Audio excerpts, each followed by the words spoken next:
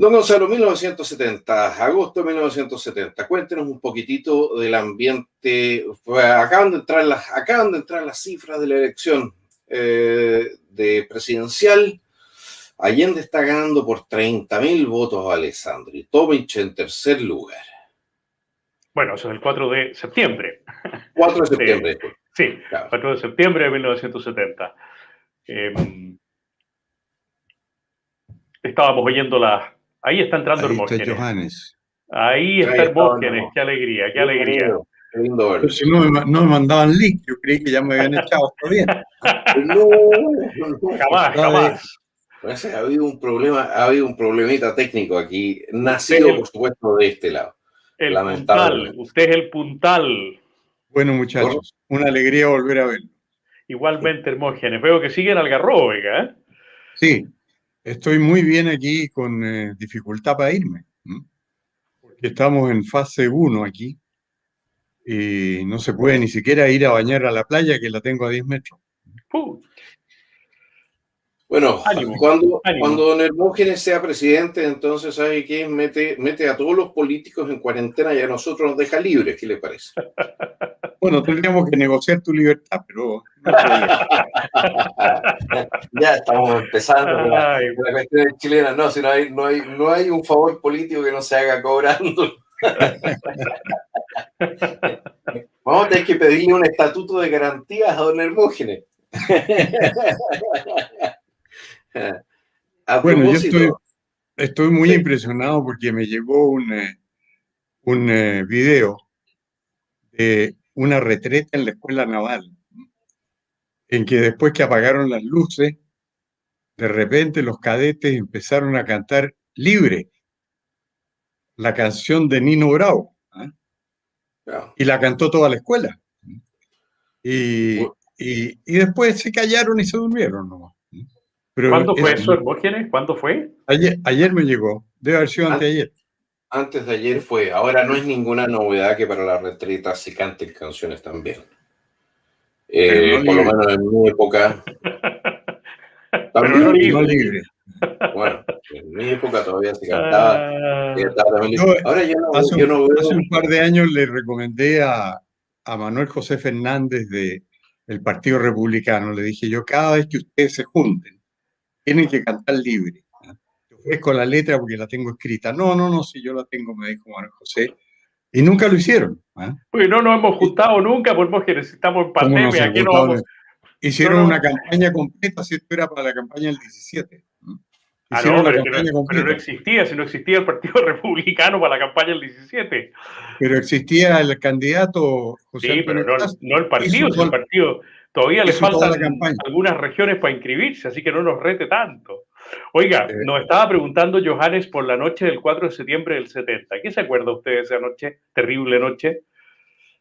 Terrible noche. Bueno, yo era un particular que en ese tiempo yo era redactor del Mercurio. No, yo era un empleado del Mercurio. Yo trabajaba media jornada en el Mercurio. A ese acuerdo habíamos llegado. Así que lo vi en mi casa con particular, no sé, desagrado, temor, incertidumbre. Y se produjo un pánico nacional. Que yo les contaba el otro día que mi mujer fue al día siguiente porque se decía que cuando ganaba un marxista, un comunista, la presidencia de la República era muy difícil salir del país.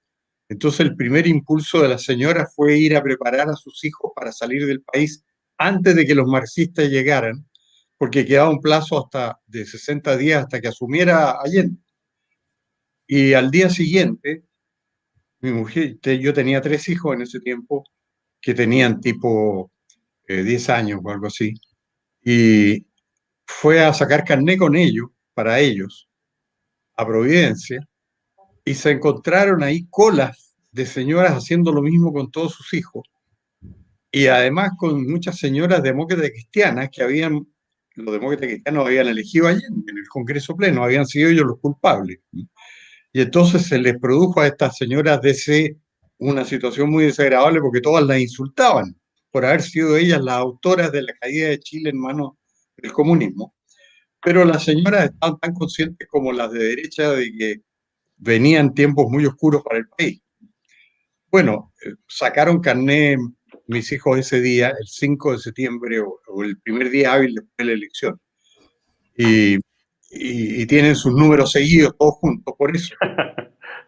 Así que el recuerdo que yo tengo es que el ambiente era de pánico general. Y en esos días pasaban en el aeropuerto escenas muy pintorescas porque había gente que creía que había que arrancar rápido. Y entonces llegaban en su auto al aeropuerto y lo remataban entre el público que estaba esperando en el hall central, digamos, de los Cerrillos. Remataban los autos, ¿eh? Y algunos sacaron unos buenos autos por poca plata porque se los adjudicaron en remate, y el dueño del auto se subía al avión y se iba. Bueno, hubo gente que uno no habría pensado que se fuera en esos tiempos. Me acuerdo que el propio Jaime Guzmán y varios amigos de él se fueron, ¿eh?, de Chile. En esa oleada que había como de escepticismo total de que esto pudiera tener una salida normal. Lo Y después, grave, obviamente volvieron todos, ¿eh? Y ellos volvían y se reían de sí mismos, decían, somos del Ejército de Liberación Nacional. Habían vuelto a liberar a Chile. lo grave fue, Hermógenes, ¿no es cierto?, que mucha gente no votó ese día porque daba por seguro el triunfo de don Jorge del Paleta. ¿Se acuerda usted, no es cierto? Por supuesto, si el Paleta ganó, pero Bueno, no tenía un apoderado en cada mesa y había un pacto secreto entre Tomich y Allende, así que le robaron los votos. Pero además perdimos mucha votación. Yo todavía no podía votar, tenía 16 años recién, a ver, sí, 17 recién cumplidos. Y fue, uno iba después preguntándole a gente que tenía derecho a voto, se votaba con 21 todavía. Después, la primera elección en la que yo pude votar con 18 fue las parlamentarias del 73, o ya se votaba con 18, a lo mejor me equivoqué. Pero mucha gente no, hay gente que se fue a Farellones, último fin de semana de la temporada de nieve, gente que se fue a la costa, y eso nos puede volver a pasar este fin de semana, ¿eh? Por eso yo aprovecho de hacer un llamado muy, muy entusiasta y al mismo tiempo un poco alarmado, ¿eh?, a toda esa gente que piensa que las elecciones de este fin de semana importan poco porque nunca nada cambia en Chile, ¿eh? Y eso es lo mismo que alguna gente pensaba, ¿usted se acuerda, Hermógenes?, en septiembre del 70, que dentro de todo, si tampoco los marxistas van a poder gobernar, y evidentemente no gobernaron, destruyeron el país. Pero animo a la gente que nos está viendo a que este fin de semana se tome muy en serio su responsabilidad, guardando todos los recaudos, la prudencia del caso, pero que vayan y marquen sus 4 votos. Bueno, lo que pasaba en el 70 es que estábamos seguros que iba a ganar Alessandri, porque todas las encuestas serias lo decían. Pero no por eso estábamos en posición cómoda. Yo, por ejemplo, obligué a mi padre, que tenía un impedimento para caminar a esa altura, muy serio, a ir a votar. Y él me había dicho que no podía ir a votar porque no podía andar solo. Entonces yo le dije, yo lo llevo, y llegué a votar con él a una parte que quedaba en el Parque Bustamante. Y era un edificio con 4 pisos por escalera, o sea, no había ascensor. Así que tuve que subirlo en peso. No sé si arriba llegó peor él o yo. Y llevarlo a la mesa donde poco menos que los vocales me imprecaron por hacer eso, ¿eh?, por llevar a este caballero que no podía andar, obligarlo a subir 4 pisos. Y le permitieron que votara en público, o sea, que se sentara en una silla y marcara su voto, y lo emitió, porque teníamos conciencia de que era una situación muy grave. Pero la derecha no fue capaz de poner un apoderado en cada mesa en ninguna parte, porque nunca lo hacía. Y eso nos costó la elección, porque yo estoy seguro que Alessandri ganó. Lo que sucede es que había un pacto secreto entre Tomich y Allende. Y por lo tanto, todos los que eran vocales, demócratas, cristianos y socialistas, cuando no había ningún control, se repartían los votos de Alessandri, porque hay una cosa que es muy real en las elecciones chilenas y que subsiste. Lo que vale es lo que se anota en el acta, y lo que se anota en el acta es lo que va leyendo el presidente Mesa. Y si el presidente de Mesa ve que hay un voto para don Gonzalo Rojas y quiere que gane don Johannes Kaiser, levanta el voto, lo lee y dice Johannes Kaiser. Y el que está anotando, anota un voto Johannes Kaiser.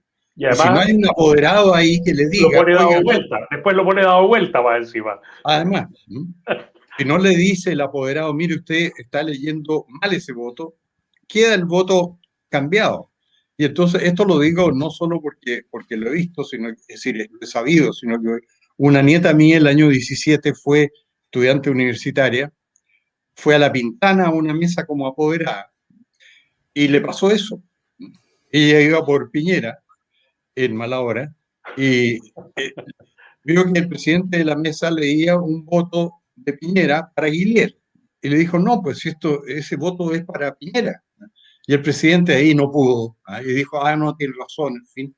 Pero tú te das cuenta de lo que significa tener un apoderado en cada mesa, que te puede significar la diferencia entre la derrota o la victoria. Así que es muy importante.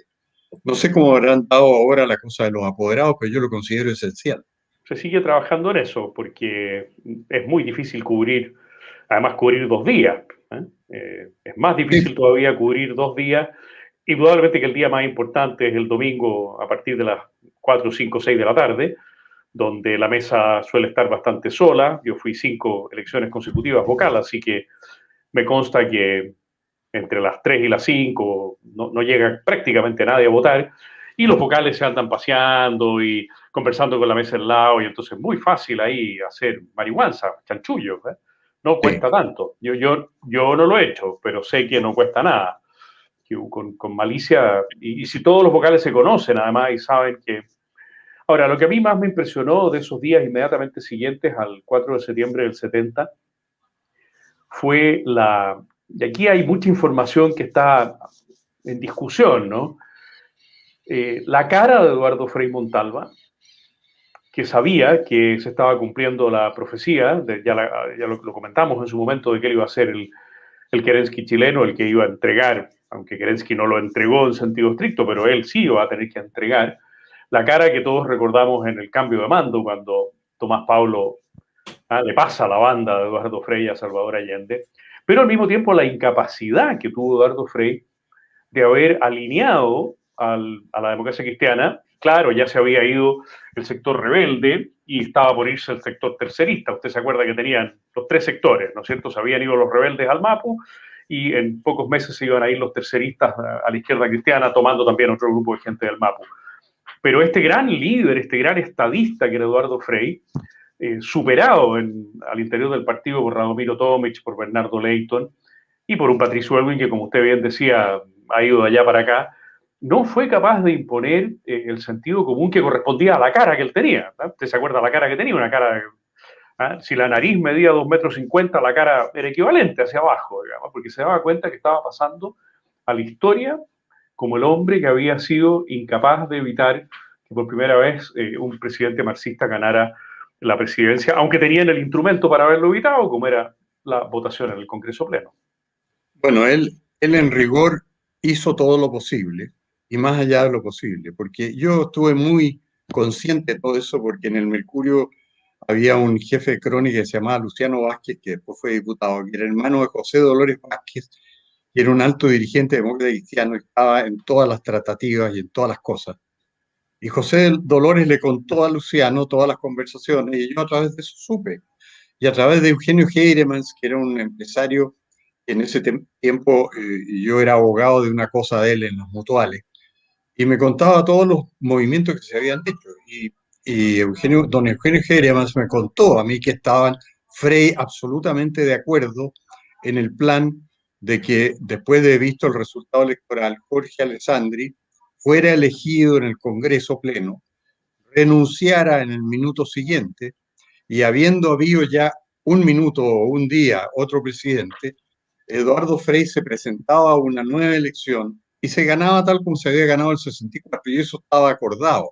Y estaba acordado con los que realmente mandaban en ese tiempo, que eran no solo los chilenos, sino los norteamericanos, que se metían mucho en esta cosa para evitar que los comunistas se tomaran el poder en Chile. Así que hasta los norteamericanos estaban al tanto del acuerdo con Frei. Pero Radomiro Tomic tenía un acuerdo secreto con Salvador Allende y estaba dispuesto a cumplirlo. Y entonces cuando se planteó en el Consejo Demócrata Cristiano o en la directiva esta este acuerdo que se había llegado con la derecha. Se nos quedó pegado. Parece que yo le hice así y se quedó pegado. Yo lo que quería decir era que el acuerdo había sido borrado, pero produje un maleficio, Johannes. Bueno, pero retomo yo mientras Hermógenes vuelve de su... Y así fue, pues, el triunfo de los sectores terceristas y de la línea Tomic-Clayton, y la imposibilidad, por lo tanto, para los parlamentarios demócratas cristianos de haberse sumado a esa fórmula que describía Hermógenes. Una fórmula que a don Jorge no le gustaba mucho tampoco, ¿ah? Me imagino. Don Jorge no se sentía nada de cómodo con esa fórmula, pero al fin de cuentas, con lo patriota que era una fórmula que podría haber impedido la llegada de Allende al poder. Pero la democracia cristiana no tenía excusa. No tenía excusa porque habían visto, a ver qué es lo que pasa. En Chile pasó una cosa similar a lo que pasó en Checoslovaquia. En Checoslovaquia también se produjo una elección, tenían un sistema parlamentario los checos, eso sí. ¿Tú te refieres al golpe del 48? Exactamente, ¿no? Entonces los comunistas entraron al poder en un gobierno de coalición con los demócratas, o sea, con distintos partidos demócratas o democráticos. Se tomaron entonces ciertos ministerios y después simplemente cerraron el sistema. O sea, había habido ya antes precedentes de que los comunistas hubiesen llegado a través de elecciones democráticas al poder. Lo que pasa es que no existía ningún precedente hasta el año 73 de que los comunistas pudiesen sacarlos del poder. Sí, pero la elección que había llevado a los comunistas en coalición en Checoslovaquia, recién terminada la guerra, aunque les daba, ¿tú te acuerdas qué ministerios habían pedido, no es cierto? Los que suelen pedir en estos casos, Interior y Defensa. Interior, Defensa y creo que en Economía habían pedido también. Pero aún así no habían sido electos ellos para la titularidad del gobierno, como era el caso de Allende con un régimen presidencial, en el caso nuestro, primer mandatario electo, por además por una diferencia muy pequeña. Tenemos Hermógenes de vuelta. Sí, estaba de vuelta. Esta vez hablé menos tiempo solo y me volví a conectar. Bueno, habíamos dejado a Frei que completamente derrotado dentro de la democracia cristiana, y ahí se produjo la anécdota de que cuando fueron los diputados de derecha que habían participado en las conversaciones a hablar con él a la presidencia, Frei lo recibió con las palabras: perdimos. Perdimos, era la derecha y él dentro de la democracia cristiana. Así que ahí quedó prácticamente oleado y sacramentado que iban a votar por Allende, porque Tomic tenía que cumplir el pacto que había hecho. Y ese pacto después lo detallaron, porque obviamente tenían interés en mantenerlo oculto, tanto los demócratas cristianos como la izquierda. Pero lo detalló después este escritor Labarca del Partido Comunista, que fue el que lo describió con lujo de detalle en sus libros posteriores. Así que eso fue lo que definió el tema, porque lo normal habría sido que la democracia cristiana votara por Jorge Alessandri. ¿Cómo se explicaban estos demócratas cristianos ante los europeos de la época? No olvidemos, estábamos en medio de la Guerra Fría. Los comunistas no tenían necesariamente la reputación de ser gente muy agradable con la cual sentarse en un gobierno, de coalición tampoco. Y por lo demás ya se había conocido creo que, no, Archipiélago Gulag salió algo después, pero ya se conocían la mayoría de las tropelías que se habían cometido en la Unión Soviética. Se acababa de producir la Primavera de Praga. ¿Qué excusa tenían los demócratas cristianos para subirse a un carro marxista-leninista como ese? Yo te voy a decir qué cosa. Miedo. Porque Allende les había dicho que iba a correr sangre por las calles. ¿Pero eso es suicidio por miedo a la muerte o cómo? Bueno, así son las cosas. El temor estaba muy presente en la política chilena en ese tiempo, porque hablaban, y justamente el candidato de derecha que había participado, que era Julio Durán Neumann, que la derecha inexplicablemente, por miedo también, le quitó su respaldo y que terminó nada más que de candidato radical. Y cuando lo vieron desempeñarse en los foros y en todas partes, obviamente toda la derecha empezó a decir: ¿pero en qué momento hicimos esto? Ahí yo les contaba en el programa anterior que era cuando don Francisco Bulnes les decía a todos: por culpa tuya, imbécil, porque todos habían sido partidarios de arrancar y apoyar a Frei sin condiciones. Y después vieron que era un gran candidato de Julio Durán. Y él hablaba, Julio Durán les decía a los comunistas, a ustedes les gusta tener sangre en las calles y eso es lo que amenazan. Y por eso la gente se asusta. Y los comunistas lo atacaban a él y decían que hablaba de los pajarones de sangre. Era un tema que tenían para atacar a Julio Durán, el hecho de que hubiera hecho la advertencia del miedo que provocaba el derramamiento de sangre que iban a generar los de la extrema izquierda si el Congreso Pleno no votaba por Allende. Así que fue más o menos parecido al 15 de noviembre del año pasado, del año antepasado, cuando por pánico la centro derecha apoyó las barbaridades que quería la extrema izquierda y acompañó la rendición incondicional de Piñera. Eso mismo se produjo en 1970 en el Congreso Pleno. Y eso lo decoraron, lo que dice Hermógenes, lo decoraron con el famoso Estatuto de Garantía, la reforma constitucional que entró en vigencia los primeros días de enero del 71.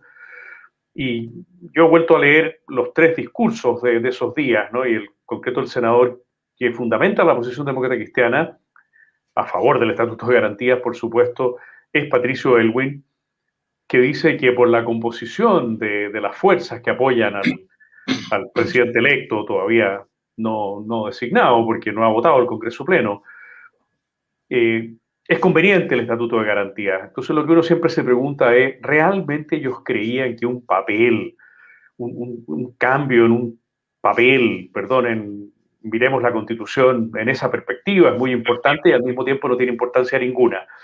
Tendrá la importancia que le demos las personas que queramos ser honrados y fieles a las instituciones. Y como los marxistas nunca han querido ser ni honrados ni fieles a las instituciones, no tenía ninguna importancia ese papel. ¿Habrá creído realmente Patricio Aylwin lo que estaba diciendo? Que con el Estatuto de Garantías, con la reforma constitucional, que se refería a temas de universidad, de libertad de prensa, de derecho de propiedad, de partidos políticos.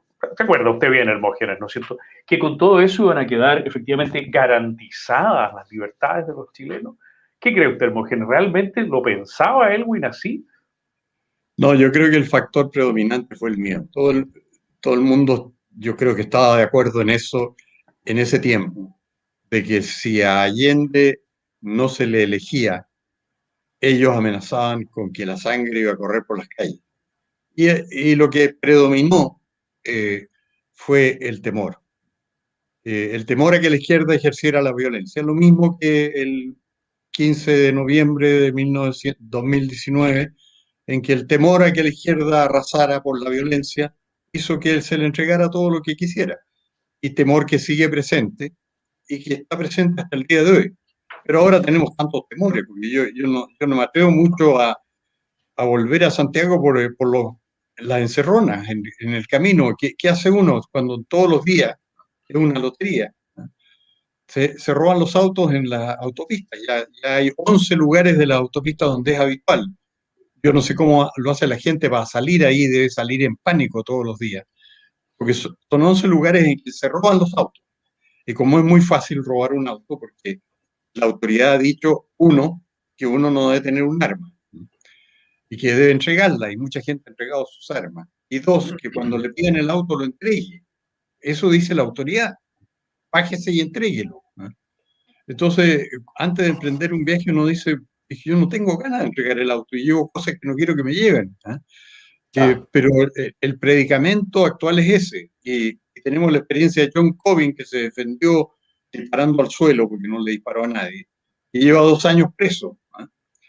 A propósito de lo cual me llegó un correo de gente que está más cerca de él diciéndome que ha conseguido una especie de asilo en Italia y que él cree que puede resultarle la negociación porque descubrió un antepasado italiano, se hizo italiano en este momento y cree que puede Italia acogerlo, porque aquí va a sufrir prisión perpetua como todos los presos políticos militares. Porque ya lo condenaron a 6 años.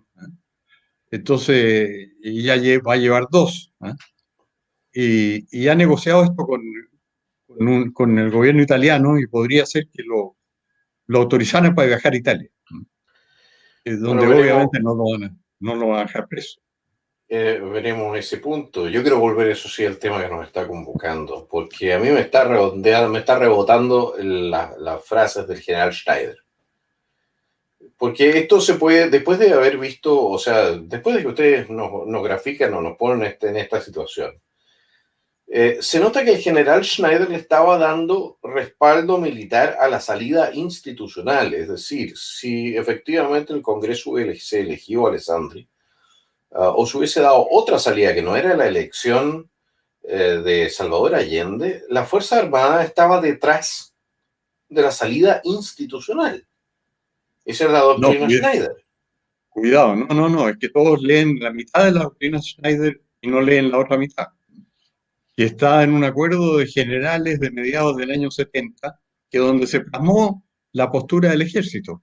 Y había un párrafo más adelante donde decía que el ejército no puede por sí mismo pretender tomar el poder, pero decía, si algún otro poder del Estado abandona la Constitución, el ejército, que se debe al país más que a un gobierno determinado, debe actuar para poner término a la situación de inconstitucionalidad. O sea, estaba diciendo que había que hacer el 11 de septiembre, en el fondo, ¿eh? Pero no le gusta leer todo el acuerdo de generales. No, pero yo voy exactamente a lo siguiente, que aunque solamente viesen la primera mitad de la doctrina, lo que estaba haciendo Schneider en ese momento es decirle al Congreso que tenían el respaldo militar para hacer una elección que no sacase a Allende. Por supuesto. Porque eso era lo que decía la Constitución. Pero es que el Congreso ya estaba definido en el sentido de que la democracia cristiana había sido, en primer lugar, una gran parte, como recordaba Gonzalo hace poco, ya se había empezado a ir hacia la extrema izquierda, el MAPU y la izquierda cristiana. Y estaba por concretar otra salida, decías tú, Gonzalo, hace poco, hace unos momentos, en esos días. Entonces, parte del partido ya se estaba yendo a la extrema izquierda. Así que es como discutir hoy día en qué está la democracia cristiana cuando está encabezada por la Yasna Proboste. Todo el mundo sabe que la Yasna Proboste es demócrata cristiana, pero es más izquierdista que los más izquierdistas del ala izquierda del espectro político chileno. Así que si vamos a discutir dónde está la democracia cristiana hoy, encabezada por Yasna Proboste, yo diría está en la extrema izquierda.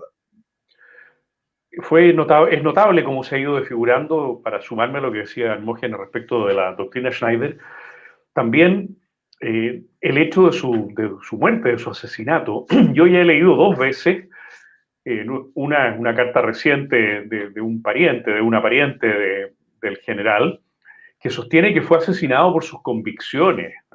Así se deforma la historia.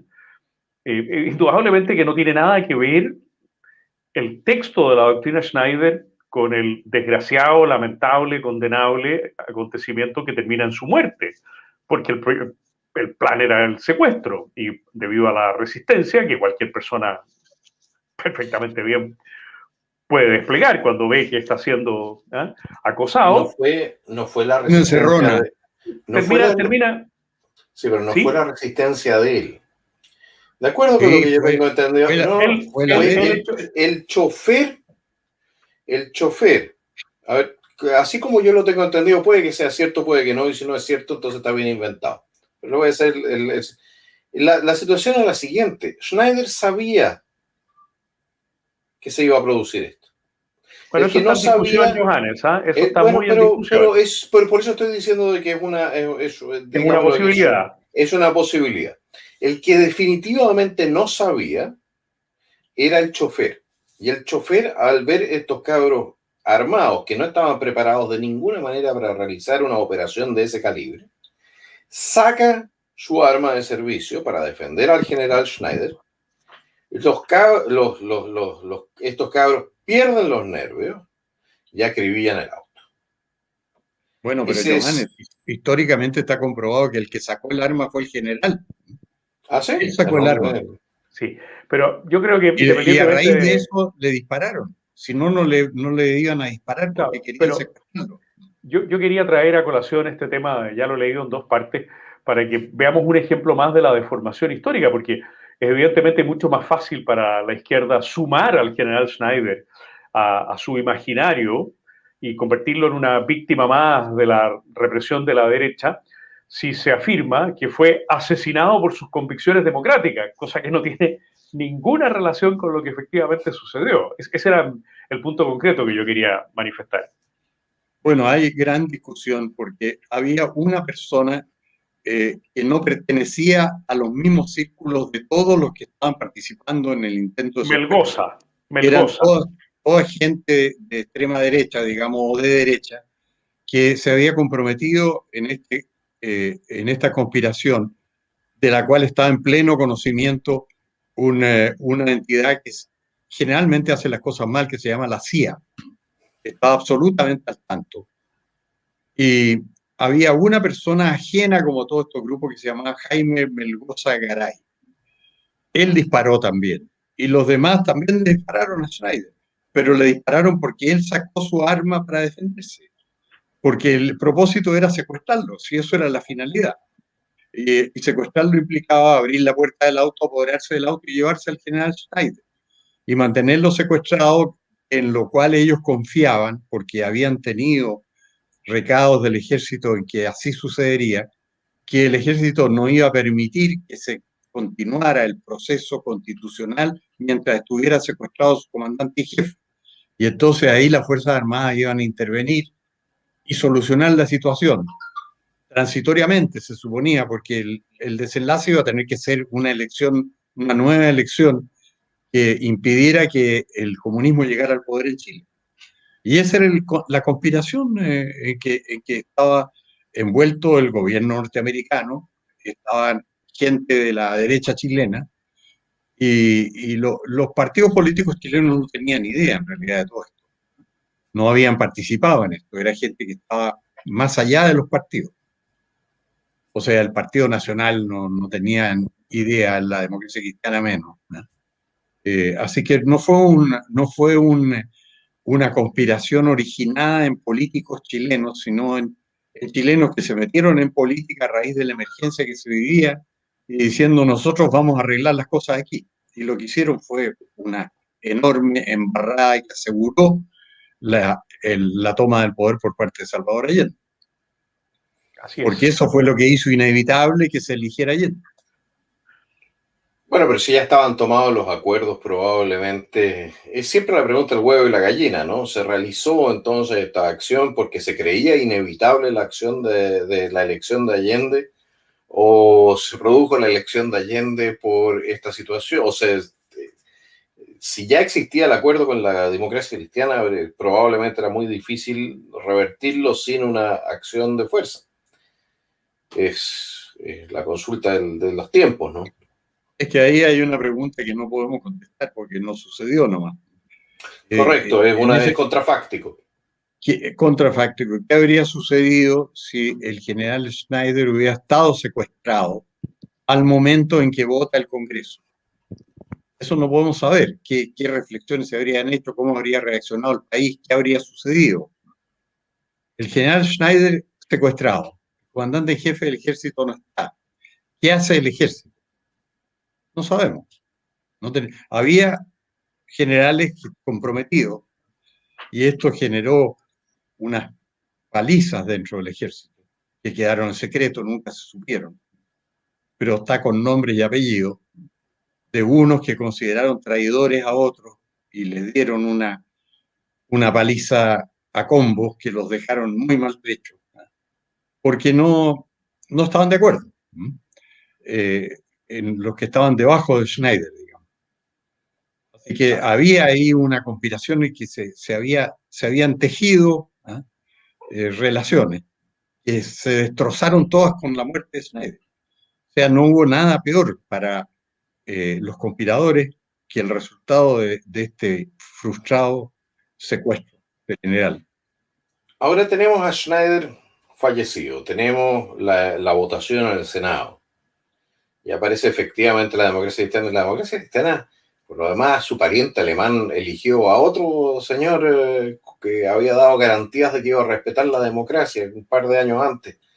El señor Adolfo Hitler, ¿no? El primo alemán de Allende. Lo eligieron la Democracia Cristiana alemana. ¿Existía la Democracia Cristiana? El Centro. ¿Existía? El partido se llamaba El Centro. Centrum.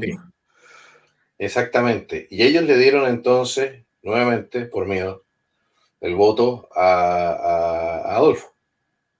Y con eso, bueno, la izquierda cooperó porque no quisieron hacer una coalición con la gente más moderada, pero dentro de lo... pero nuevamente, o sea, existe una cierta tendencia en cierta gente a entregar la oreja de manera muy rápida cuando se les aprieta un poquitito. Lo hemos visto en Chile en el último tiempo, probablemente se haya visto en esa época de igual manera. Ok, estamos con la democracia cristiana que tiene que asumir entonces que el costo de tener ahora un gobierno marxista. Acaba de votarse en el Congreso Pleno y salió elegido Salvador Allende y le da la entrevista a Regis Debray. Es un poquito posterior, ¿eh? Es un poquito posterior la entrevista, Johannes, sí. Pero le aparece entonces y dice, sí, esto fue una movida táctica, yo no tengo la menor intención de cumplir con mi palabra. ¿Cuál fue la reacción? Bueno, lo que pasa es que en Chile no se citan los documentos in extenso, ¿eh?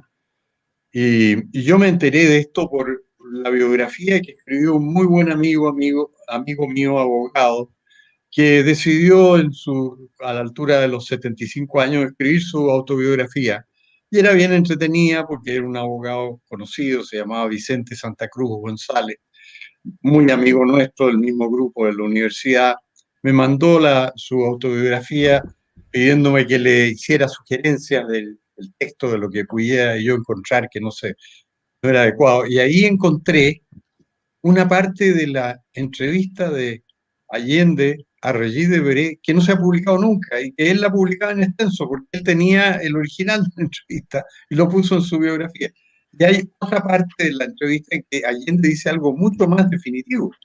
Dice que se compromete a hacer un gobierno marxista-leninista total, ¿eh? Con esos términos.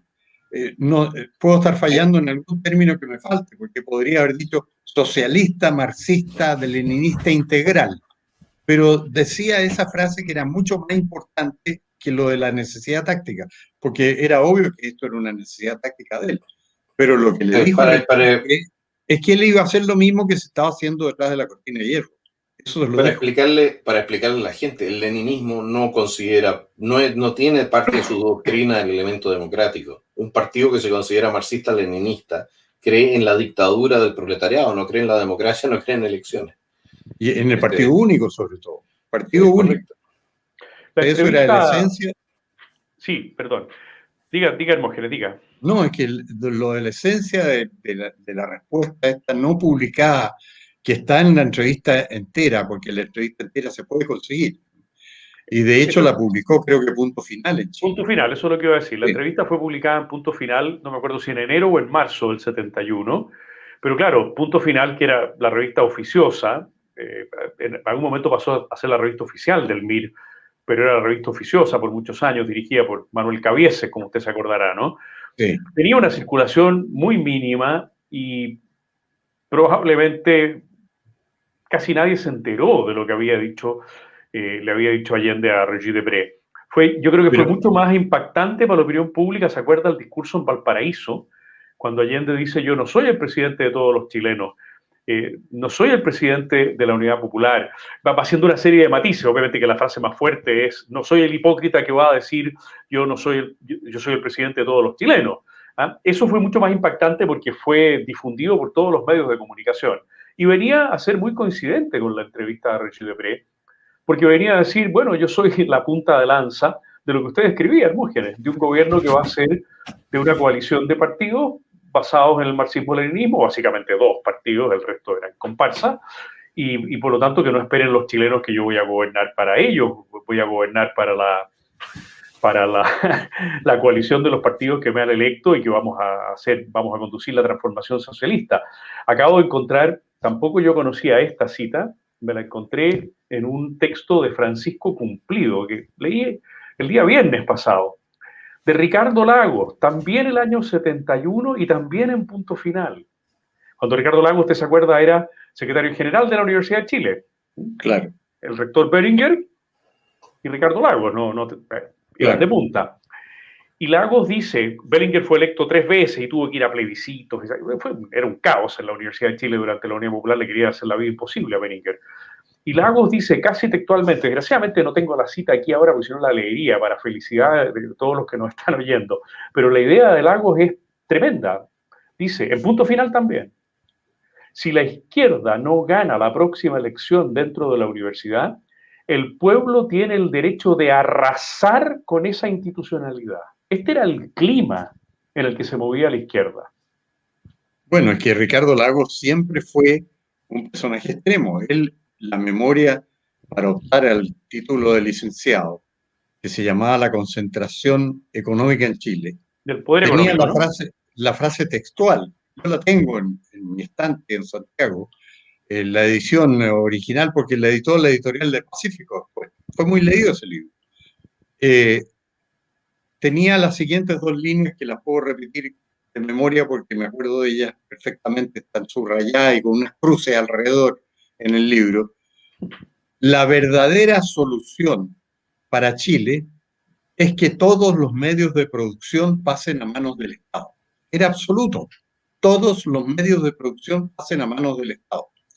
Y recuerdo que en el Mercurio, en una oportunidad, Francisco José Folch, que era secretario de redacción, me contó que un amigo de él, de apellido Camino, se había encontrado con Lagos en una recepción, siendo ya Lagos presidente, ¿no?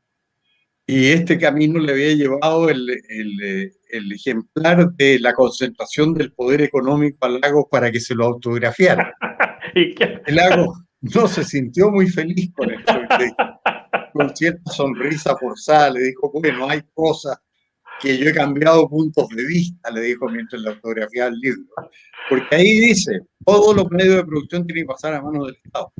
Ricardo Lagos en algún momento, incluso creo que ya lo dije en un programa anterior nuestro, esto está en un libro de la señora Echeverría, la Mónica Echeverría, se llamaba la señora Castillo Velasco, que hizo la autobiografía o la biografía de un luchador o algo así, de Clotario Blest, que era católico revolucionario, pero muy izquierdista. Y en una de esas entrevistas en que le hizo ella a Clotario, Clotario se quejaba de que a él, el gobierno de Jorge Alessandri, lo había mandado preso con una acción judicial, naturalmente, por haber puesto 2 bombas. Y decía Clotario, yo no tenía nada que ver con esas bombas. Julio Estuardo y Ricardo Lagos. Decía Clotario en el libro. Y está en el libro. Si ustedes ven la biografía de un luchador, ahí está expresamente Clotario Blest diciendo que Ricardo Lagos y Julio Estuardo, 2 radicales distinguidos de ese tiempo, muy jóvenes, habían puesto las bombas en las municipalidades que habían tenido consecuencias más o menos luctuosas, porque creo que había muerto una persona. Pero Clotario se quejaba de que la acción del gobierno se había dirigido contra él y lo tenían responsabilizado de un delito que no había cometido, porque Clotario era extrema izquierda, pero católico y no ponía bombas, ¿eh? Y de ahí viene su famosa anécdota de durante el gobierno militar, en que él había recibido de unas piadosas hermanitas uruguayas un cargamento de armas que tenían ellas, pero ellas tenían miedo de que los militares fueran a encontrarla y se la llevaron a Clotario. Y Clotario les dijo, entiérrenlas ahí, y las enterraron en su casa. O sea, él sabía que tenía armas ilegales en su casa. Y llegaron un día los militares en busca de armas. Y Clotario dijo, aquí estoy liquidado porque van a encontrar las armas. Y dice que empezó a discutir con ellos y de repente ellos encontraron este entierro que estaba encima con un esqueleto de un gato. Le dijeron, oiga, don Clotario, ¿qué es esto? Este entierro que hay aquí. No, es que ahí enterré un gallo que tenía yo, le dijo Clotario. Y los militares no excavaron. Bueno, pero nos estamos saltando el tema. Nos estamos saltando de nuevo el tema. Habría una serie de temas que me encantaría tocar. Por ejemplo, ese rumor de que Ricardo Lagos es hijo de Alessandri. Podríamos tocar una serie de anécdotas que probablemente y comentarios que han ido asumándose a lo largo de los años, pero a mí me interesa en este momento el tema institucional en Chile. Lo vas a tener que ver solo con Hermógenes. Lo vas a tener que ver solo con Hermógenes, porque sí, siendo las 7 me tengo que ir a mi otra reunión. Así que es que hoy día partimos tarde, hoy día partimos tarde. Nos llegaron. Partimos 10 minutos tarde, eso es correcto. Por eso es que estamos un poco apretados de tiempo. Así que, como yo partí un poco antes, es lógico que Hermógenes tenga un poquito más de tiempo. Y a ver si el lunes que viene partimos a la hora ahí, derechitos para comentar. No reclamo nada, lo que pasa es que yo a las 6 de la tarde le escribí no, y si no nos había llegado. Héctor Vergara que yo pasaba el walkover, porque había pasado un cuarto de hora. no pasé nunca walkover. Y ahí me llamó por teléfono y me dijo, no, si no ha pasado nada. No, lo necesitamos, así que no pase walkover. Estos republicanos quieren echarme por ser yo de Fuerza Nacional. No. Oiga, un abrazo fuerte para los dos. Igualmente, Gonzalo, próxima semana. Y hasta el lunes, perdonen una vez más. Muy bien. Nada que perdonar. No, esto fue problema mío, porque yo tengo en este teléfono una cuestión que automatiza la hora, se cuelga entonces y pone con no sé qué satélite la cuestión, y se pone entonces la hora que se supone que está en el meridiano, claro, el meridiano. Pero resulta que se colocó en la hora de Buenos Aires. Entonces, es una hora menos. Entonces yo cuando yo le puse, para recordarme, estaba trabajando en otras cosas, para recordarme puse la hora para que me avisara a la hora para estar preparado para iniciar. Y resulta que de repente me llega el telefonazo de Héctor y veo, y claro, en mi reloj de mano ya era una hora más. Esta cuestión se había compuesto o recompuesto solo a la hora de Buenos Aires. No tengo idea por qué lo hace. Bueno, pero ya lo sé ahora. Volvamos un poco al tema. Tenemos todavía 10 minutos antes de empezar las preguntas del público. ¿Le parece, don Hermógenes? Totalmente de acuerdo. Perfecto. Entonces, pues, a ver, hay un tema que a mí me tiene medio complicado, que es, llega Allende, la gente con más recursos empieza a escapar algunos de Chile. No es que hayan podido sacar mucho dinero, porque existía ya el corralito de Frei, ¿no?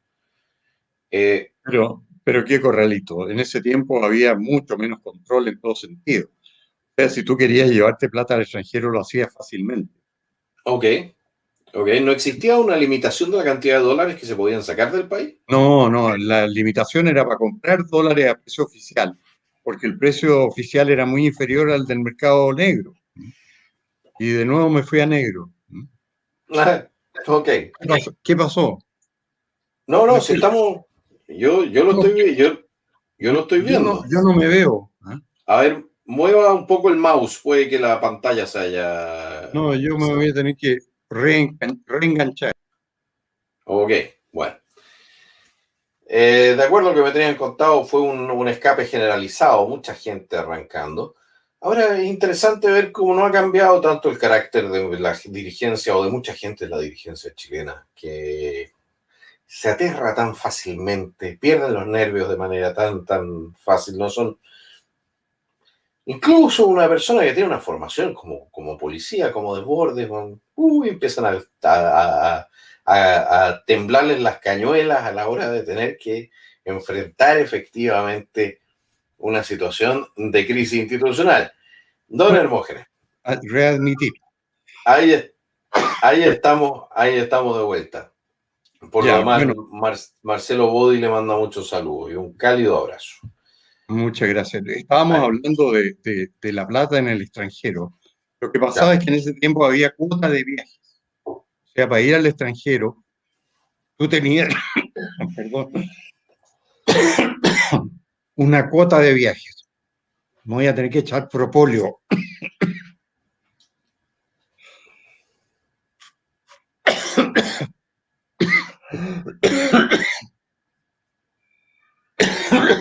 Se le fue por el viaducto equivocado. Atorado. Adelante, por favor. Nos dice entonces.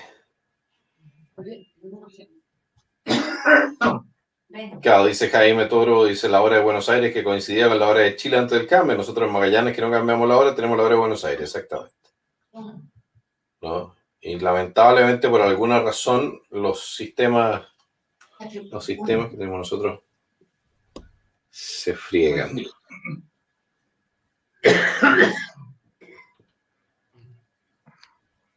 Aló, espero que no sea COVID-19. No, pero sí que importa. Eso sería como una, no sé, una gripe un poco más jodida nomás. Es por hablar de más. Oye, le están mandando un virus electrónico. Lo que estaba diciendo es que en ese tiempo había cuotas para viajar. Vendía por el Banco Central y los bancos. Y como era mucho más barata la cuota por ser a precio oficial, el precio de mercado negro que había. Entonces se hacía muy exigua. A ti te vendían $300 para un viaje a Europa, por ejemplo. Y lo demás lo tenías que comprar en el mercado negro. Pero operaba el mercado negro con mucho más eficacia y había menos controles en Chile y en el extranjero. Y la gente que sacaba plata podía hacerlo con mucho más facilidad. Entonces, la fuga de capitales era evidentemente muy grande y muy fácil. Y experiencias que yo conocía eran de personas que vendían, que, por ejemplo, un dueño de un fondo muy rentable, que en esos años, visto los temores que había con respecto al futuro político, todo lo que ganaba en su actividad se lo llevaba al extranjero sin ningún problema. Okay. Entonces, eso fue lo que pasó, de hecho, en Chile en los últimos años de la democracia cristiana y en los años de la Unidad Popular. Una enorme fuga de capitales. Es lo que está empezando a pasar ahora, porque en 2020, lo habitual hasta 2019 era que entraran al país netos $10.000 millones anuales. Y el otro día el economista Sebastián Claro en el Mercurio dio a conocer que en 2020 salieron $3.500 millones de Chile en el neto. O sea, Chile se ha convertido en un país, debido a la fuga de capitales, que le presta al exterior, lo que es absurdo en un país en desarrollo. Justamente el ahorro externo es lo que sustenta la marcha del país hacia el desarrollo. Y el ahorro externo consiste en que entran mucho más dólares de los que salen. Y aquí en Chile las políticas inadecuadas están llevando a todo lo contrario. Bueno, o sea, estamos financiando al exterior. El ahorro externo y el ahorro interno. El ahorro interno lo estamos matando entonces con la liquidación de los fondos de la AFP. El ahorro externo lo estamos liquidando, mandando señales al extranjero de que por favor no inviertan en Chile, porque en Chile tenemos una coalición de partidos y de políticos que odian al rico, que odian a la empresa, que detestan a aquel que viene a Chile a hacer ganancias, y para más remate le echan en cara a una empresa que arriesga su capital, arriesga arriesga trabajo, invierte trabajo y tiempo, le echan en cara si hace una ganancia en Chile. O sea, es una cosa bien, bien extraña, como si la gente pudiese venir a trabajar o quisiese venir a trabajar, o alguna persona de izquierda o derecha fuese a trabajar a cambio de nada, solamente porque son las monjitas de la caridad, ¿no es cierto? Pero bueno, es la hipocresía nunca bien contestada en los medios, por lo visto, de cierta gente que cree de que efectivamente se puede combatir el lucro sin combatir la actividad económica. El lucro es el motor de la actividad económica. Nadie hace una actividad económica si no espera tener una ganancia de ella. O sea, es una locura absoluta el suponer que puede existir una economía sin ese elemento motivador. Pero bueno. Justamente hoy día viene un artículo muy interesante en el Mercurio de un economista que dice que es la peor política pública que se ha hecho, con la posible excepción del Transantiago, ha sido la gratuidad universitaria.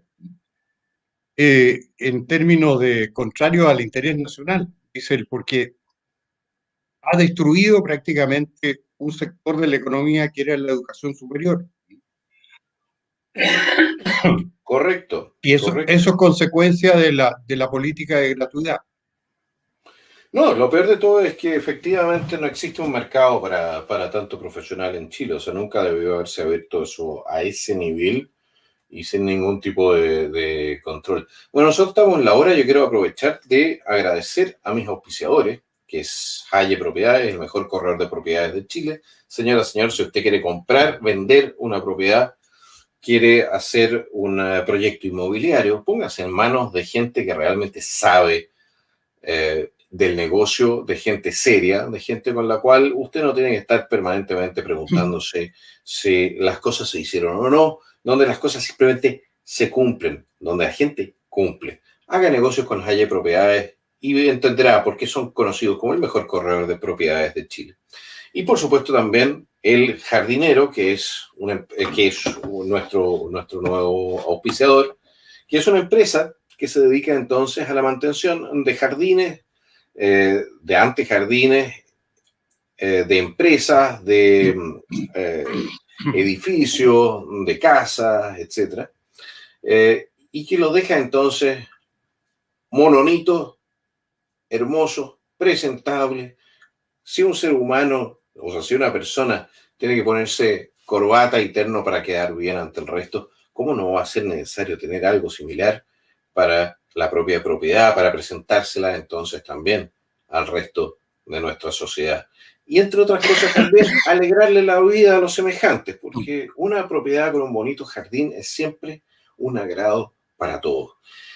Póngase en contacto con el jardinero, dígale que viene de parte del Nacional Libertario y le van a dar entonces a su jardín una fumigación gratis.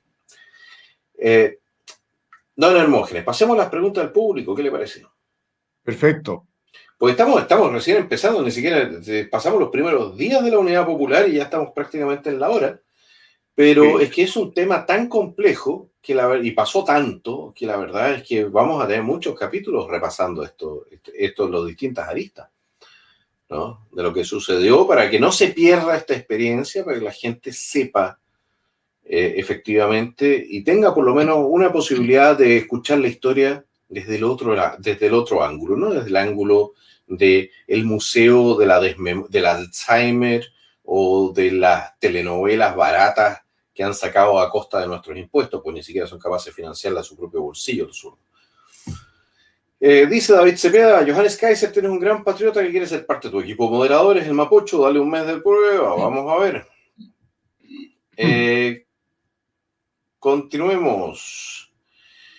Siguiente pregunta.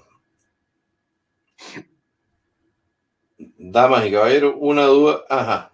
Aquí de Pablo Fick dice: una duda que siempre tuve. Yo era niño, pero veía como en 1970 alguna gente ponía un palo con una bandera roja y se tomaban terrenos y casas. ¿Era eso legal, don Hermógenes? No, por supuesto que no era legal. Y era casi objeto después de bromas, porque ponían una bandera chilena y se tomaban propiedades. Y el desalojo no era posible porque el gobierno el desalojo lo ordenaban los tribunales, que en ese tiempo no estaban tomados por la izquierda como ahora. Pero ordenaban el desalojo y el gobierno no concedía la fuerza pública, teniendo la obligación de concederla, porque los tribunales oficiaban para que Carabineros fuera a hacer efectivo el desalojo. Y el gobierno, que era de izquierda y que estaba más de acuerdo con el tomador que con la víctima de la usurpación, no daba fuerza pública. Y entonces ahí subsistían las tomas de terreno. Y eso fue lo que se llamó globalmente como la legalidad sobrepasada. Término que inventó un jurista de la Unidad Popular que era un gran profesor de Derecho Penal. Se llamaba Eduardo Novoa Monreal. Era muy estudioso y descubrió que estaba vigente porque nunca había sido derogado, un decreto ley de la República Socialista de Marmaduke Grove, de que hablamos en la semana anterior. Y en ese periodo de 12 días habían dictado un decreto ley que había permanecido inadvertido, que autorizaba al gobierno en caso de paralización de una empresa a intervenirla, incautarla. Y entonces por esa vía de ese decreto que nadie sabía que existía, el gobierno empezó a intervenir empresas y fue creando lo que después llamó área social, que eran empresas particulares ilegalmente intervenidas por estos resquicios legales, en que llegaba un interventor y con apoyo de los trabajadores, naturalmente, de la empresa, decían, ahora esta empresa es de nosotros, ustedes los trabajadores y yo. Y hacían lo que quería. Y entonces eso se fue produciendo y ampliando a tal extremo que esta área social llegó a generar un déficit para el Estado, porque eran todas empresas buenas que pasaban a funcionar mal y a perder plata. Y esa plata tenía que ponerla, obviamente, el gobierno que estaba amparando este despojo. Y el área social tenía un déficit muy superior al déficit del presupuesto fiscal, que a la vez era el mayor de la historia de Chile. Entonces, una parte de la ruina económica de lo que se originó en las pérdidas de las empresas intervenidas ilegalmente o por vía de los resquicios legales. Y había muchas empresas dejaban de producir, ¿no? Muchas de ellas. Producían, lo que dejaban era de ganar plata. ¿Por qué? Porque hacían que toda la producción se quedara en manos de los trabajadores que trabajaban en ella. Por ejemplo, intervenían empresas que fabricaban refrigeradores y como no llegaban refrigeradores al público porque estas empresas dejaban de funcionar bien, se habían sido quitadas a sus dueños, los trabajadores decían, páguenme mi sueldo en refrigeradores. Y a cada trabajador le pagaban con refrigeradores. Y ellos vendían los refrigeradores mediante avisos económicos en el Mercurio al precio de mercado, que era muchas veces superior al precio oficial porque estaban los precios fijados. Y entonces, si uno quería un refrigerador y uno iba a una tienda normal y le decían no hay, pues no han llegado. Y si uno iba a los avisos del Mercurio, decía vendo refrigerador nuevo de tal marca, completamente nuevo, en tanto que era 5 veces más que el precio oficial. Y eso era un trabajador de la empresa que estaba vendiendo el refrigerador que el interventor le había dado en pago a petición de los propios trabajadores, porque ganaban mucha plata en esa forma. Y así se nutrió un mercado negro que nunca dejó de funcionar y por el cual la economía se desquició completamente, las empresas quebraron, pero uno se abastecía si tenía la plata, y en ese tiempo, como se imprimían billetes desenfrenadamente, todo el mundo tenía plata. Así que llegó a ser una economía de mercado negro, la que funcionó durante la Unidad Popular, y un descalabro de las empresas porque estaban intervenidas. Hay un libro muy interesante que se llama algo así como Documentos Socioeconómicos, que hizo el economista Juan Carlos Méndez del gobierno militar, y lo editó en los años 70, con todos estos antecedentes documentados. De ahí recuerdo muy en particular un supermercado intervenido también por estas masas que se tomaban las empresas. Era un supermercado Almac. Y entonces había un juez ido a comprobar la usurpación por parte del interventor y los trabajadores del supermercado, que le habían quitado a la firma Almac este supermercado.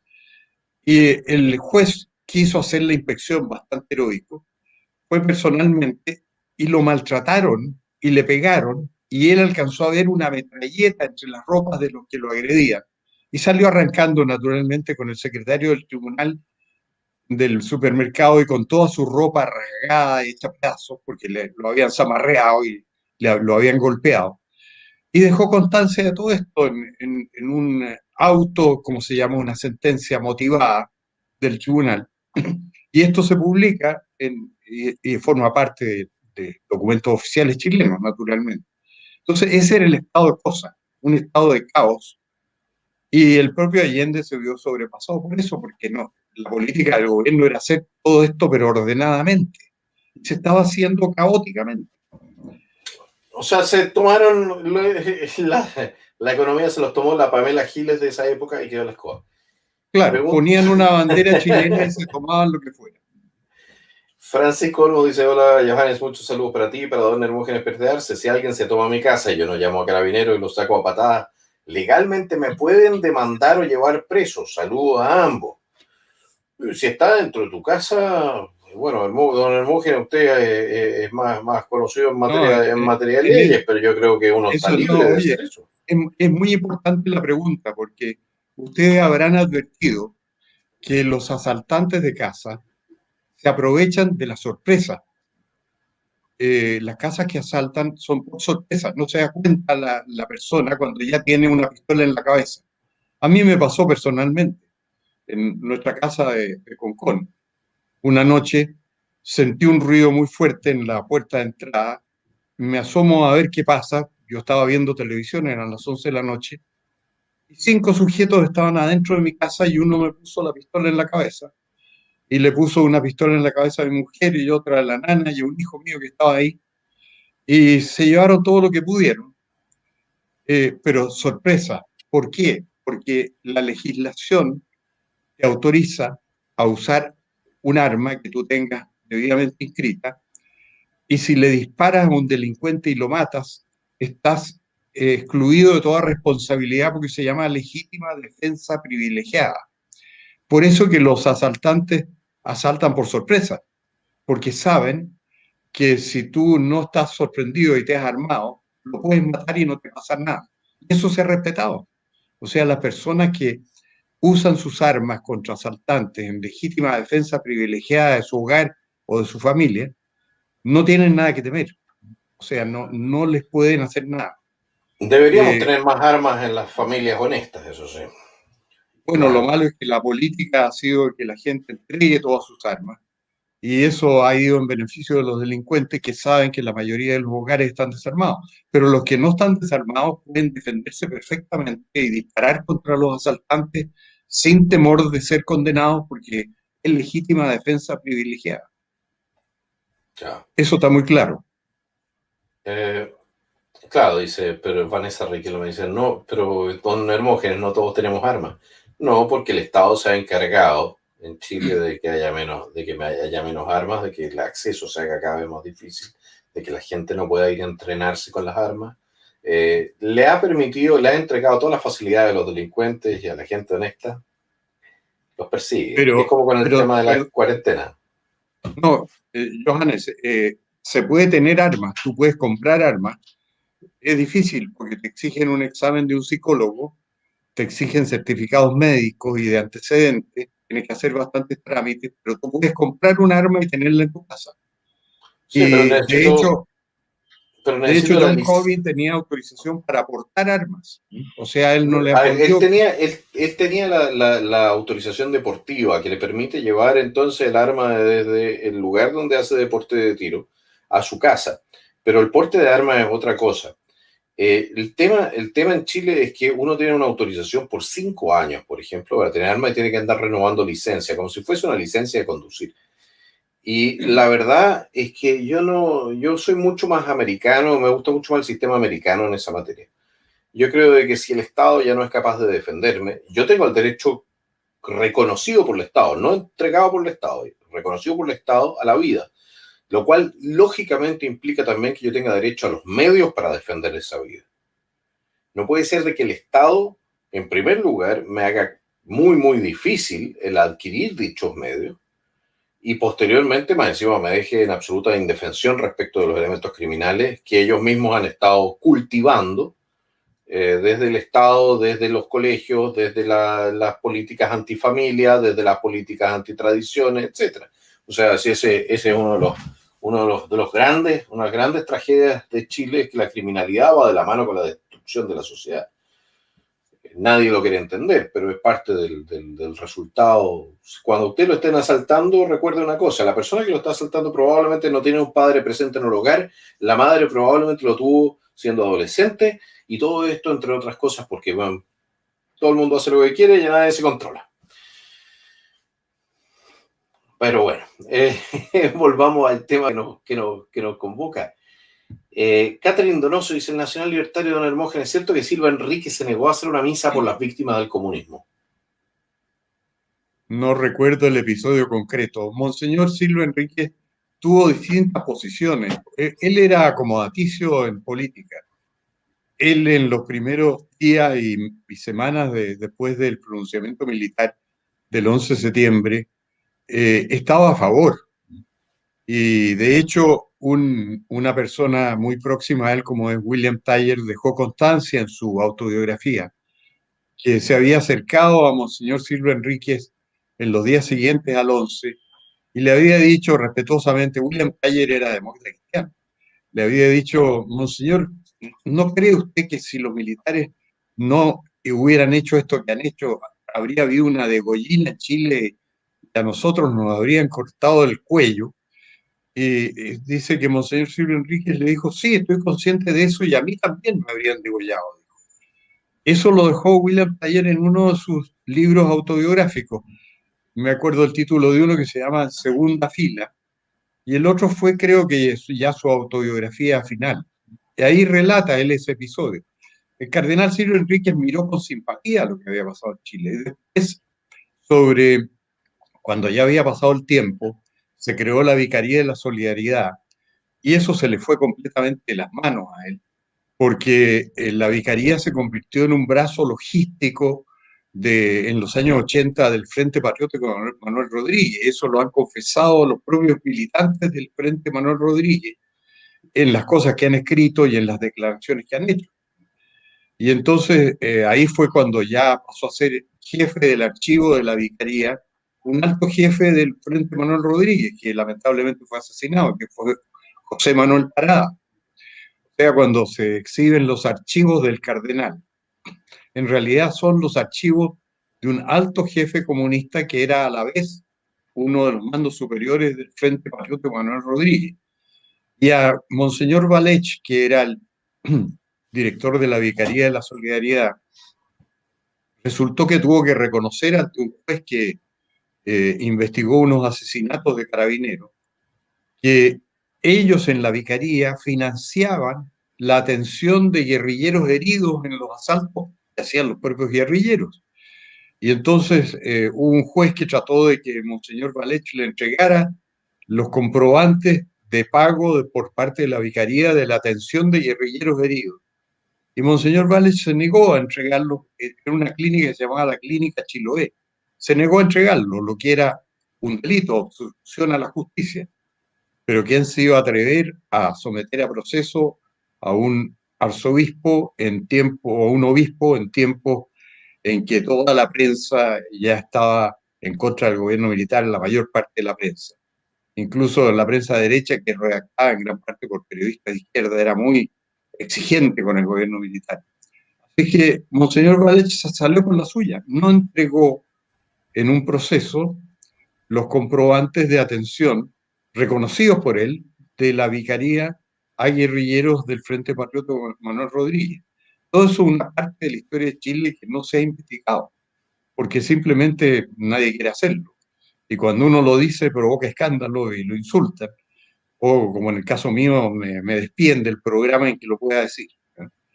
Pero es un aspecto muy importante de la lucha que hubo en Chile.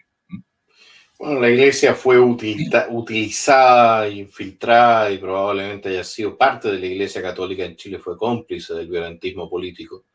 Lamentablemente nosotros lo hemos visto reeditado en el último tiempo a la mano de ciertos desiertos, tengo que ser muy exacto, desiertos jesuitas, que nuevamente están atornillando al revés. Dice Marcela Laistle, dice: muchas gracias por contar la historia tal y como fue. Mis tatarabuelos salieron arrancando de Rusia, así que tenemos una muy buena base de lo que es el comunismo. Saludos. Bueno, hay una cosa muy interesante en todo esto sobre la vicaría, que cuando vino el Papa en 1987, tú sabes que el Papa tenía un íntimo amigo y sacerdote, y además de su misma ciudad, Cracovia, que residía en Santiago. Es Juan Pablo II. El Papa Juan Pablo II residía en Santiago el párroco de una iglesia de la calle Polonia, en Santiago, y que se llamaba Polonia justamente porque quedaba esa parroquia ahí. Y este sacerdote mantenía al Papa perfectamente bien informado, y él era muy simpatizante del gobierno militar, así que el Papa tenía información, podríamos decir, sesgada a favor del gobierno militar. Cuando vino a Chile el Papa, fue al arzobispado, fue a la vicaría, y quisieron ahí hacer una significación, todos los comunistas que trabajaban en la vicaría, para favorecer a todas sus posturas y sus políticas, y el Papa no quiso ingresar a la vicaría, porque sabía a lo que lo estaban sometiendo, que era un aprovechamiento publicitario en favor de la extrema izquierda violenta. Y el Papa dijo, sí, sí, sí, la vicaría, sí, ya sé, se fue. Quedaron furiosos con el Papa en la vicaría de la Solidaridad, donde estaban todos los abogados que hasta ahora son gente enormemente rica del quintil de mayores ingresos del país, porque han obtenido unas indemnizaciones gigantescas del Estado que ya van en 7.000 u 8.000 millones de dólares. Y todos los abogados se cuidan en estos casos de firmar igualas antes de los juicios, así que gran parte ha ido para ellos, son gente muy rica. Y los jueces, que también son de izquierda, llaman a esos abogados cuando necesitan hablar de temas jurídicos, que son los abogados de extrema izquierda. Y en primera línea están entonces los más destacados y nombrados, que han defendido a todos los elementos de extrema izquierda y que han metido presos a todos los militares que están presos, que son presos políticos porque han sido metidos presos contra la ley, contra los hechos, contra la Constitución, porque la Constitución establece el debido proceso y ellos no han recibido un debido proceso. Bueno, todo eso. Recordar que la Comisión Valech, que es la que ha establecido supuestamente que habrían sido más de 30.000 víctimas de violaciones de derechos humanos en Chile durante el gobierno militar, es dirigida por el señor Valech. O sea, por un tipo que andaba entregando entonces asistencia logística al terrorismo en Chile. Por supuesto, y en la ¿Cuál es el nivel de credibilidad que puede tener una cosa así? Pero si mira, por algo Gonzalo Vial, que fue miembro de la Comisión Reti, destruyó a la Comisión Valech en sus artículos de la segunda, demostró la absoluta invalidez de todo lo que habían hecho. Largos artículos y muy documentados, y Gonzalo Vial era un gran escritor de crónica periodística, destruyó los veredictos de la Comisión Valech, porque la Comisión Valech en el fondo a los que llamó fue a las personas que habían sido alguna vez interrogadas por sus vínculos con el terrorismo. O sea, la Comisión Valech no llamaba a particulares cualquiera, inocentes de todo, que habían sufrido alguna apremio o tortura. Llamaba a las personas que eran citadas a interrogación por las policías por sus vínculos con el terrorismo. Y esas personas fueron en número de 30.000, 28.000 y tantos de las cuales fueron aprobados por la Comisión Valech y reciben hasta hoy pensiones que han sido generosamente reajustadas y que son vitalicias, por vida. Y de eso sucedió el otro día. Y hereditarias, creo que algunos bonos son hereditarios o algunas cuestiones ahí. Eso no sabía, pero el otro día, cuando se votó un reajuste para que les dieran un bono extraordinario de varios millones de pesos, el único parlamentario que se opuso, que fue Ignacio Urrutia, de los republicanos, dijo en su discurso: yo no me voy a prestar a estarle dando un reajuste millonario a los terroristas. Y entonces la diputada Pamela Giles se puso de pie y fue y lo agredió, cosa que no le hizo mucho a Mella, a Ignacio Urrutia, que es un tipo de 1,90 m y de 100 kilos. Así que no quedó lesionado por el combo que le dio la Pamela Giles, pero ella hizo toda una escenificación y los canales le dieron un eco tremendo de cómo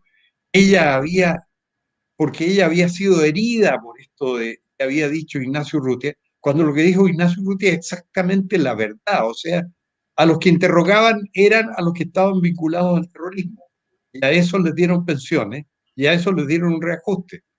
Y la Pamela Giles fue a pegarle por oponerse al reajuste. Así que es una cosa increíble lo que ha pasado en Chile en esa materia. Dice entonces Don Goku, pregunta para Don Hermógenes, gracias Johannes por tu programa, la estabilidad del país después del pronunciamiento, te está saltando Goku, se están saltando las épocas, ¿no? Es que vamos a hablar de eso todavía. Dice, de la estabilidad después del pronunciamiento militar, ¿cuánto tiempo se tomó? Muchas gracias y éxito en su candidatura. Don Hermógenes, ¿cuánto tiempo se demoró el gobierno militar en restablecer?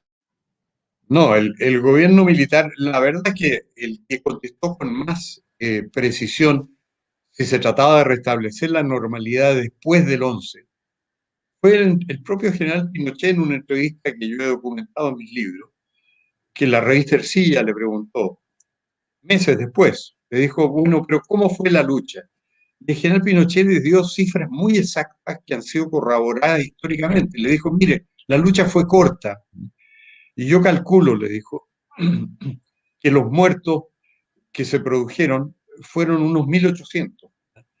Y ahí ya después el país se pacificó. Y esa es la verdad. Está muy cerca de lo que reconoció el informe Rettig. Son un par de decenas más o menos. Claro. Bueno, es que el informe Rettig documentó todo eso. Y ahí se comprobó que de los 3.000 muertos que hubo en los 17 años del gobierno militar, 1.800, o sea, el 57% calculaba yo, se produjeron entre el 11 de septiembre y el 31 de diciembre. Ese fue el periodo en que hubo alguna lucha, porque obviamente las Fuerzas Armadas se impusieron fácilmente. Pero todos los muertos, o sea, el 60% casi de los muertos se produjo ahí. Y el general Pinochet en esos meses ya tenía una apreciación muy, muy precisa de lo que había pasado. A él le había pasado personalmente, porque esto es casi pintoresco, cuando él estaba en el comando en los propios días, el 11 y el 12 y el 13, los guerrilleros de extrema izquierda le estaban atacando su casa, que quedaba en la calle Laura de Neves, en Masconde, a balazos. ¿Eh? Y ahí había nada más que un carabinero. Entonces, el general Pinochet tuvo que, de urgencia, llamar al jefe de las tropas, que era en ese momento el general Arellano, y pedirle un refuerzo para su casa porque la estaban baleando. O sea, mientras estaba en curso la lucha, estaban baleando la casa de Pinochet, los guerrilleros de extrema izquierda. Y desde entonces hicieron un perímetro ahí en la casa de Laura de Neves y no se podía pasar. Pero eso te da cuenta a ti de todo lo improvisado y imprevisto que fue todo. Pero la verdadera lucha se libró en esos 90 días. Prácticamente 90 días. Pregunta Alexandra Hill, dice, no es parte del tema, disculpen, es necesario estar vacunado para ser vocal, lo piden. No pueden pedirlo y no es necesario. No pueden pedirlo porque no existe una legislación en Chile que te pueda obligar a vacunarte. En segundo lugar, porque el código sanitario no se impone sobre la ley electoral ni tiene influencia en la ley electoral. O sea, no te pueden exigir requisitos que no estén establecidos previamente en la ley, como sería entonces el tener una vacunación, que por lo demás tampoco lo pueden imponer por ley. Es un tema más complejo de momento. O sea, que yo sepa, no. Don Hermógenes, quizás usted tenga otra opinión jurídica en la materia. No tenía conocimiento. Sé que la vacuna es voluntaria y la concurrencia a votar también es voluntaria y no hay exigencias especiales en ese sentido. Claro. No puede haber, o sea, no puede haberla no creo que pueda haberla en el marco de lo que es una votación realizada bajo estado de excepción. Una votación de todas maneras es un estado de excepción durante el tiempo de la votación, así que es una cosa muy especial. Dice entonces Felipe López, bueno, cerremos con lo que empezamos, como una especie de ¿cómo dice eso? Como un repaso. Dice Felipe López, hola Johannes y Don Hermógenes, estoy confundido con Schneider. ¿Quién lo mató y por qué? Si pueden desarrollar el tema un poco más. Don Hermógenes. Bueno, en pocas palabras, hubo un complot en que incluso estuvo envuelta la CIA norteamericana, de gente de derecha chilena, que habían, y con acuerdo de algunos altos oficiales de ejército, en que habían acordado secuestrar al comandante en jefe Y estos altos oficiales se habían comprometido a que ellos entonces iban, en vista del secuestro de su jefe superior, iban a actuar para que no tuviera lugar la sesión del Congreso Pleno. O en el fondo era un pronunciamiento militar para evitar la elección de Allende, con acuerdo norteamericano. Al llevar a cabo la operación, que consistía en secuestrar el auto del general Schneider, el general Schneider sacó su arma para defenderse. Y ahí los secuestradores, por temor o justamente temerosos de que le disparara a ellos, le dispararon al general Schneider y lo hirieron de muerte. Y el chofer se lo llevó al hospital militar donde falleció. Entonces, fue toda una conspiración torpemente realizada con un desenlace trágico que no era lo que se buscaba. Lo que se buscaba no era matar al general Schneider, sino secuestrarlo para que hubiera un pronunciamiento militar.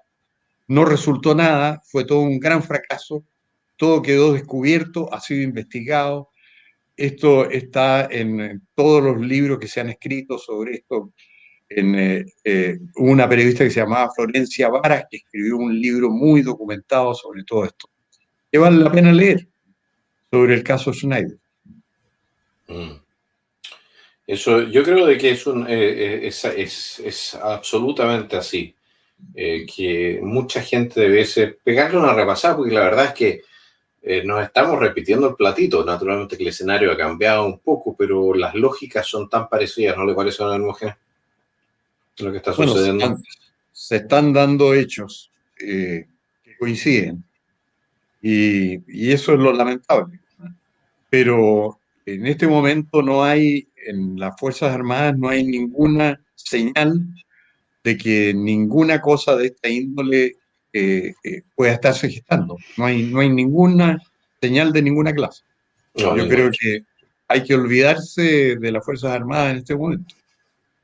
Aquí me estaban consultando sobre, decía Pinochet, Max Álvarez decía, Pinochet dijo que después de combates con guerrilleros encontraban saga en el lugar, perdió un cuerpo posible falso desaparecido. Yo quiero ver si esta tesis mía cuenta eco todavía en Don Hermógenes, que es la siguiente. Evidentemente hubo detenidos desaparecidos, nadie lo pone en duda. Ahora, hubo detenidos desaparecidos que fueron, o no detenidos desaparecidos, pero desaparecidos que fueron hechos desaparecer por los aparatos armados de la izquierda, cuando tenían la sospecha de que una persona, por ejemplo, fuese soplona de los aparatos de seguridad del Estado. O sea que el Partido Comunista y sus organizaciones, o las organizaciones militares, paramilitares de la izquierda radical, mataron gente y le hicieron desaparecer. Esa es una tesis. La segunda tesis es la siguiente.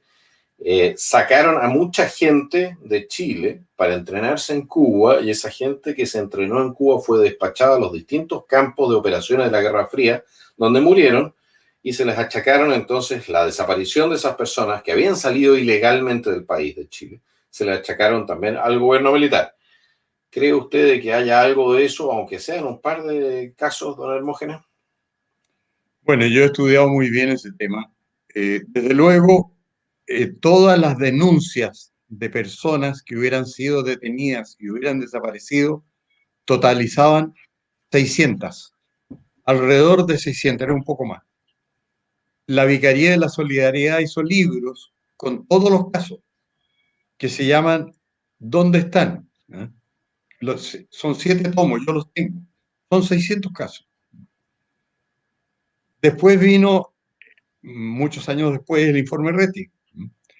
El informe Rettig ya venía un poco engrosado, porque obviamente se ofrecían incentivos para que hubiera personas desaparecidas. Entonces el informe Rettig dijo que habían sido 979. Después se formó otra comisión parecida al informe Rettig, que se llamaba de reparación y reconciliación, que hizo subir en unos centenares más. Total, 1.200 entre todas las comisiones. Pero era el doble de los que había. Cuando terminó el gobierno militar, nadie podría haber dicho nada de esos 600, porque era lo que decía la vicaría que había. Y hubo una escritora francesa que se llamaba Suzanne Lambín, se escribe, que era muy de derecha, partidaria del gobierno militar, y que se desesperaba cuando mentían sobre el gobierno militar. Y una vez oyó que la señora de Jimmy Carter, el presidente de Estados Unidos, que era muy contrario al gobierno militar, decía que en Chile había 15.000 desaparecidos. Y la Suzanne Lambán se vino a Chile, curiosa, porque dijo, yo quiero saber cuánto es la verdad. Esto en los años 70 y tanto. Y empezó a averiguar y fue a todas partes y comprobó que eran 600, lo que decía la vicaría. Comprobó que eso había terminado en 1974, porque si ustedes ven las cifras del informe Reti, van a comprobar que entre el 74 y el 90 no hubo desaparecidos, o sea, decían una persona al año, no había. Entonces la Suzanne Lambán denunció, dijo, la señora ha dicho 15.000, la señora Carter, y yo he llegado a Chile y he comprobado, porque lo que me ha dicho la vicaría, que son 600. Ahora esos 600 nunca han querido investigar dónde están, porque hay restos en el cementerio general, en el propio Instituto de Medicina Legal, que nadie ha querido identificar. ¿Por qué no los quieren identificar? Porque se acaba el tema. El general Contreras, que era responsabilizado de gran parte de los desaparecidos, cosa que no era efectiva, porque si examinan el informe Reti, ahí van a ver que una menor parte se la atribuyen a la DINA y que una mayor parte se la atribuyen a Carabineros, al Ejército principalmente, y unos pocos a la Armada y la Fuerza Aérea. El general Contreras escribió libros sobre el tema de los desaparecidos y precisó los destinos de los 600, y él sabía, porque eran los únicos que había cuando terminó el gobierno, y la DINA había terminado mucho antes que el gobierno. Y lo publicó, y están detalladamente caso por caso. Están dichos con bastante crudeza, porque el general Contreras pone arrojado al mar después de ser fallecido, ¿eh? Por encuentro con agentes de seguridad, y pone la lista de cada caso de los 600 y tantos. Se la hizo llegar, me la hizo llegar a mí, honor que le agradecí, y se la hizo llegar a todos los jueces que investigaban casos de personas desaparecidas, diciéndole dónde había ido cada cual.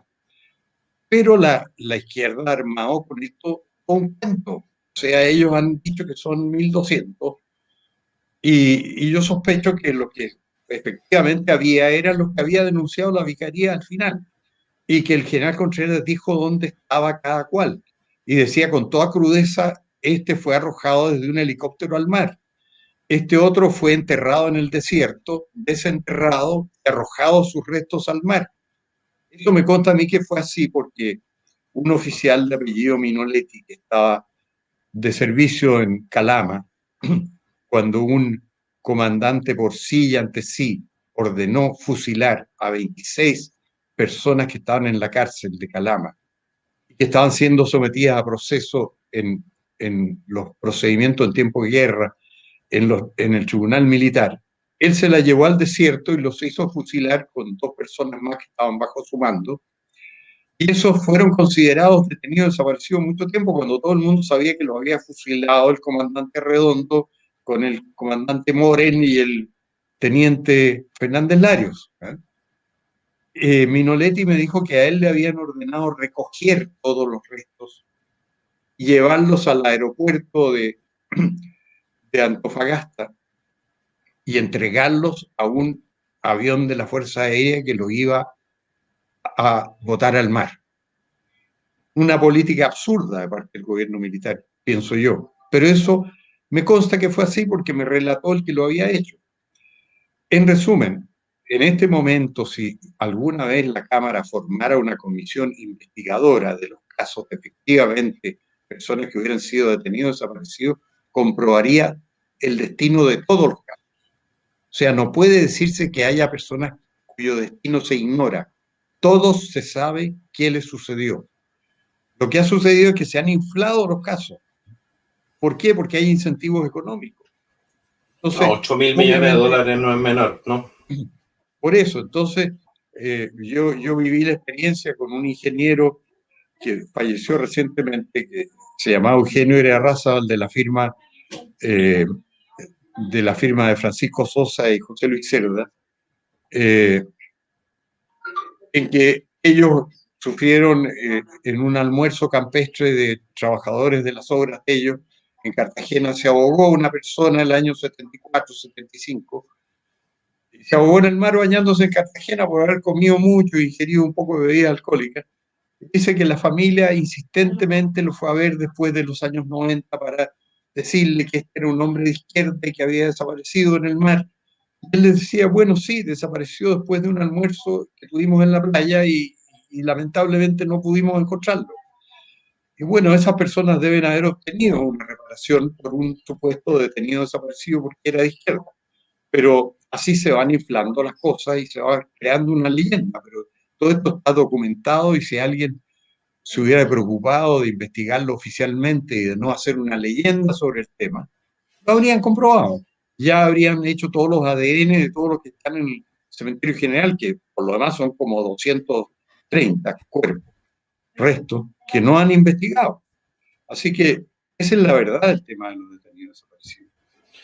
Bueno, damas y caballeros, lamentablemente ya nos pasamos un poquitito de nuevo en la hora. Yo quiero agradecerle a Hermógenes Pérez de Arce. Hacerle una última pregunta. Usted se está tirando ahora de candidato presidencial. Cuéntenos un poquitito sobre eso también.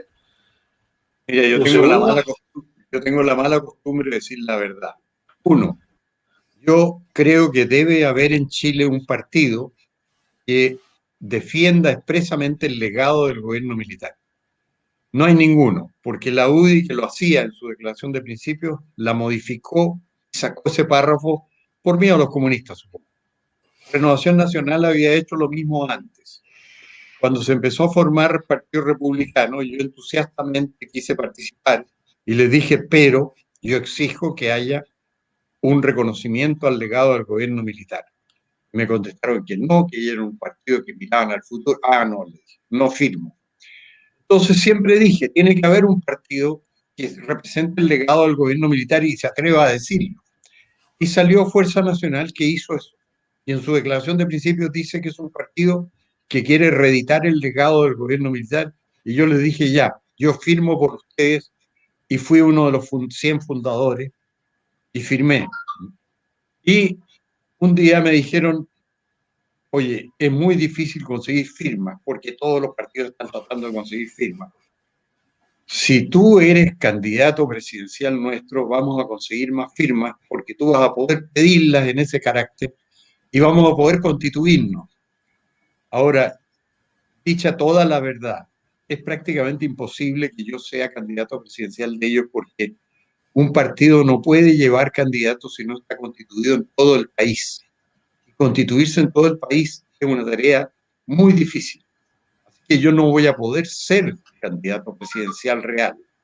Pero sí ellos me pueden proclamar como su aspirante.